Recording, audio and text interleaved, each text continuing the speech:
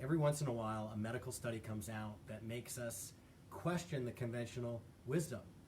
This happened with heart disease, where years ago the cholesterol hypothesis was believed by mainstream medicine, and unfortunately still is today, too much so, putting the emphasis on cholesterol levels as the main predictor for heart disease, when really it's chronic inflammation. Now we have a situation with osteoporosis that has historically been considered a condition and a disease that affects older women.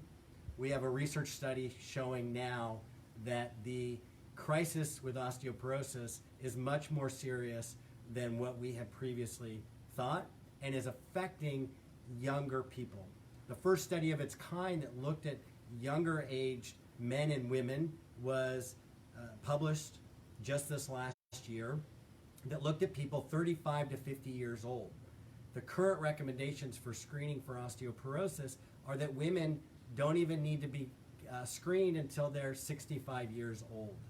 And men don't even need to be screened at all unless they have other risk factors for osteoporosis, such as celiac disease, irritable bowel disease, an autoimmune condition, or on any medications that contribute to or create osteoporosis or increased fracture risk. And that's similar for women as well. The recommendation is they get screened earlier if they have those risk factors. But now we know that a significant number of people are having bone loss at much earlier ages.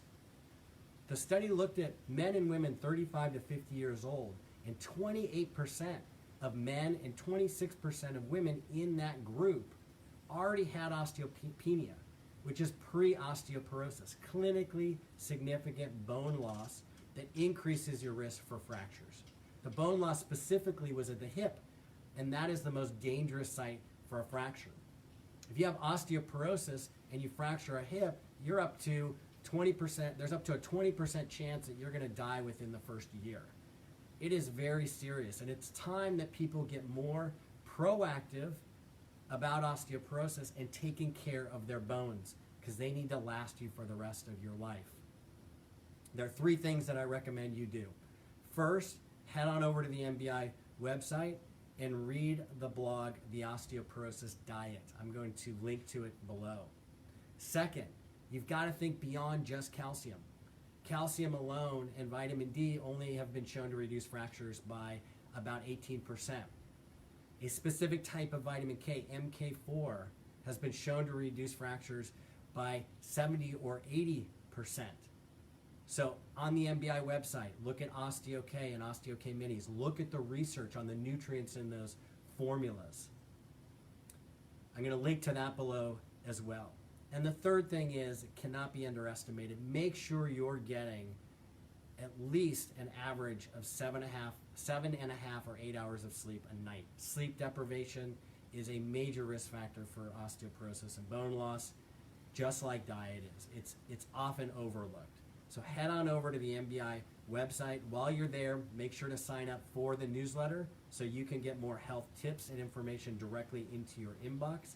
And check out the podcast, the Delivering Health podcast, that is linked to on the website. Subscribe to it, and if you like it, make sure to give it a 5-star review. Have a great day, and don't forget, when you're thinking about your health, make sure you don't overlook your bones.